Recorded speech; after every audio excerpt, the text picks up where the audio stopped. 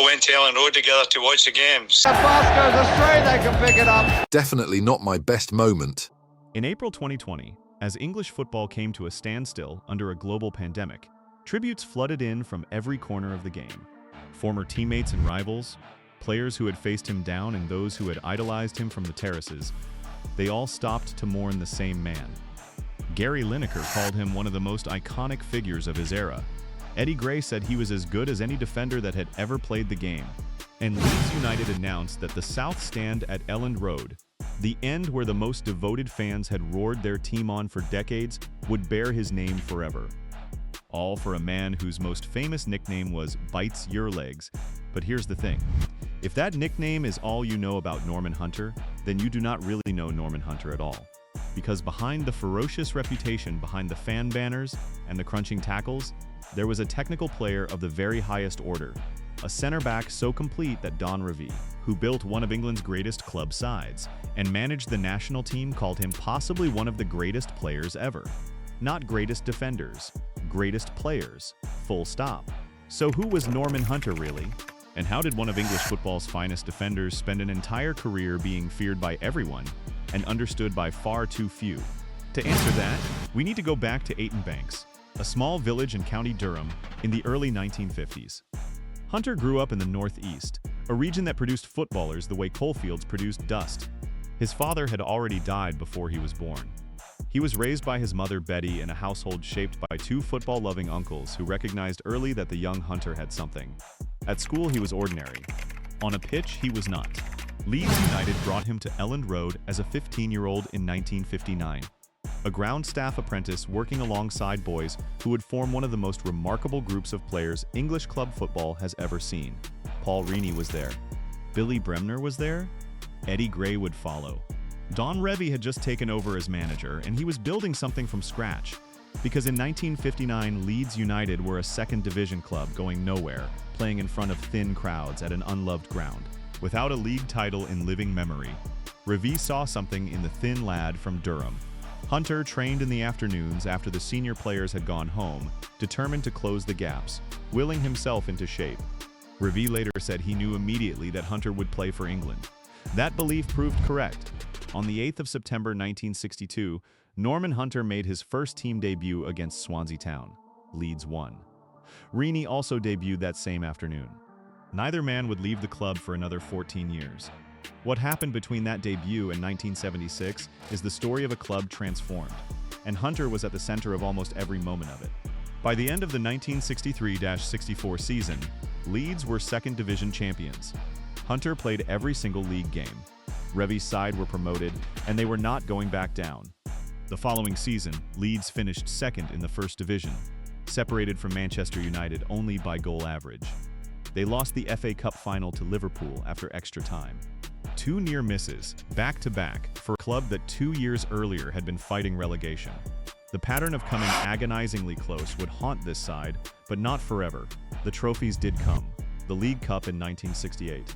The First Division title in 1968-69, with Hunter ever present across all 42 league games. The Fairs Cup won twice, in 1968 and 1971, and the FA Cup finally in 1972, when Alan Clark's diving header beat Arsenal at Wembley. Through every single one of those campaigns, Norman Hunter was there, making 726 appearances for Leeds in all competitions, more than any outfield player in the club's history at the time. Fourth in the overall list, 726 appearances. Think about what that number means. 14 seasons of football, through title races and European nights and Wembley finals and brutal midweek ties on muddied pitches in January. You do not play 726 games by being useful. You play 726 games by being indispensable. Now, the nickname. It happened at the 1972 FA Cup final, Leeds versus Arsenal, a day of sunshine and flags, and one of the great Wembley occasions of its era. A group of Leeds supporters carried a handmade banner into the stadium that read, "Norman bites your legs."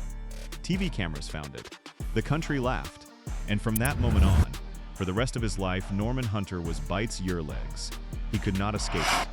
But here's what the nickname buried. Eddie Gray played alongside Hunter for the entirety of their Leeds careers. When Hunter died in April 2020, Gray told the BBC, "I don't think people realize Because of the bite's your legs, it took away from his actual ability as a player. He was as good as any defender that played the game. Great reader of the game, Gray said. Left foot like a precision instrument. A passer who could set attacks in motion with the same composure that he launched into challenges. Peter Shilton, who faced him many times, was blunter. He was a great player. He had a lot more than just being a tough man. And Don Revie, in a tribute written during Hunter's testimonial year, was more expansive than either. He called Hunter the best sweeper he had ever seen. He said the timing of Hunter's tackle had the precision of a 21-jewel Swiss watch. Then came the line that should define how history remembers him. His left foot was so accurate, he could open a can of beans with it. The hard man reputation, Revie declared, was totally unjustified. Hunter himself acknowledged the red mist came down sometimes, that the will to win was so fierce it occasionally overrode everything else. But off the pitch, every teammate, every radio colleague, every fan who met him described the same person. Warm, funny, gentle.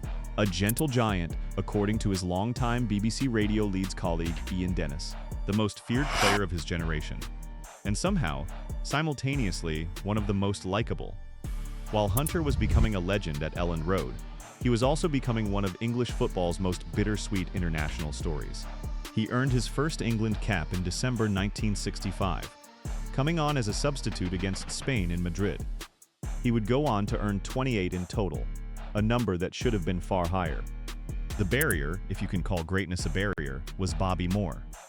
England's World Cup winning captain, one of the finest defenders the country ever produced, immovable at the heart of the national team's defense for an entire decade. Hunter was Moore's understudy, present in every squad, trusted in every system, perpetually waiting for a starting place that never reliably arrived. In 1966, Hunter was part of the England squad that won the World Cup. He played 0 minutes of the tournament, not one. He watched from the stands as Moore lifted the Jules Rimet Trophy at Wembley, proud to be part of history and simultaneously shut out of it. And because non-playing squad members received no winners' medals under the rules of the time, he didn't even have that. Norman Hunter went home from the greatest moment in English football history with nothing tangible to show for it.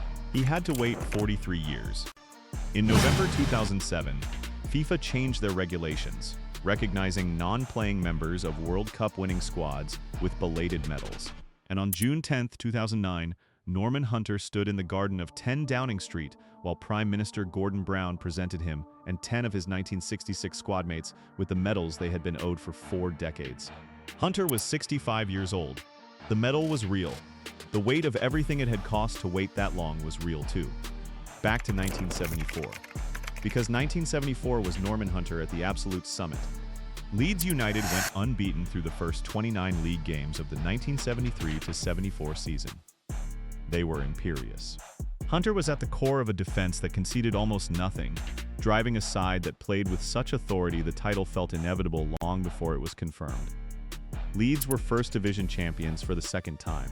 Hunter was 30 years old in the fullness of his prime, and the entire country's footballers agreed. That season, the Professional Footballers Association inaugurated their most prestigious award, Players' Player of the Year. The winner is chosen entirely by professionals, by the men who train with you, play against you, line up opposite you every Saturday. In the inaugural year of that award, they voted for Norman Hunter, not as the most dangerous opponent, as the best player. The men who feared him picked him, because they also knew exactly what he could do. That autumn of 1973, though, had already produced one of the defining painful moments of his England career. On the 17th of October, England hosted Poland at Wembley, needing a win to qualify for the 1974 World Cup. Hunter lost the ball in midfield. The Polish forward Lado ran through, and Jan Domarski scored. Alan Clark equalized from the penalty spot. The match ended 1-1. England were out. The moment was branded into national consciousness as Hunter's error, a miscontrol that cost a World Cup, and it followed him the way that unfair moments tend to follow the most visible people. His England career wound down after that night, 28 caps, 2 goals, and the lingering certainty expressed by Gray and others on the day he died, that in any other era, without Bobby Moore in the same shirt, Hunter would have been England's undisputed first-choice centre-back for a decade. At club level, one more wound remained. The 1975 European Cup final in Paris. Leeds against Bayern Munich. Hunter and his teammates believed they were the better side, and many still do. 2 Leeds goals were disallowed. A penalty was not given. Bayern won 2-0. Hunter later said that not lifting the European Cup was the single regret of his playing career. After the final whistle, he was so devastated he couldn't account for the hours that followed. He didn't know what he had done with his shirt. In October 1976, at 32, Hunter left Leeds United. He signed for Bristol City for £40,000, later calling it one of the best decisions he ever made. He played 3 seasons there, won 2 Player of the Season awards, and helped a newly promoted side hold their own in the First Division. Management followed. He took charge of Barnsley in September 1980 and immediately led them to promotion from the 3rd Division. He built something there. But football management, as Hunter himself observed, could be a sneaky business. He was sacked in February 1984. Rotherham United came next, and the low point arrived on a December afternoon in 1987, when non-league Macclesfield Town beat his Rotherham team 4-0 in the FA Cup. He was dismissed days later and never managed again. But he never left football either. For the final 3 decades of his life, Hunter was a permanent presence at Elland Road. He summarized matches for BBC Radio Leeds and Yorkshire Radio for more than 20 years, describing the play of players who had been children when he was in his prime. He attended matches, club events, hospitality evenings. He spoke to supporters, posed for photographs, answered the same questions about the nickname with the same warmth every single time. He was there as recently as March 2020, when Leeds beat Huddersfield and the noise around a possible promotion was building. He was 76. He was at the ground. 3 weeks later, on the 10th of April 2020, he was admitted to hospital after testing positive for COVID-19. On the morning of April 17th, Norman Hunter died. The tributes that followed came from everywhere. Rivals, teammates, players of a different generation who had grown up watching footage of that side, that era, that extraordinary center-back. Lineker wrote that the pandemic had been one crunching tackle too far. Sir Geoff Hurst remembered Hunter's place at the heart of the 1966 squad. Leeds United described a huge hole in the Leeds United family. On April 23rd, the club announced that the South Stand at Elland Road would be renamed the Norman Hunter South Stand. The end where the fans had sung his name, roared through European nights, and witnessed every one of those 726 appearances. His name would be there now, permanently, for every match that followed. Don Revie wrote about Norman Hunter in a testimonial program in the mid-1970s with the kind of clarity that time has only confirmed. He called him the most honest person he had ever met. He said his left foot was a precision instrument. He said his tackling was a form of art. And then, quietly, definitively, he wrote, "Norman Hunter is one of the world's top footballers, possibly one of the greatest players ever. Not the greatest biter of legs, not the most feared tackler. One of the greatest players ever.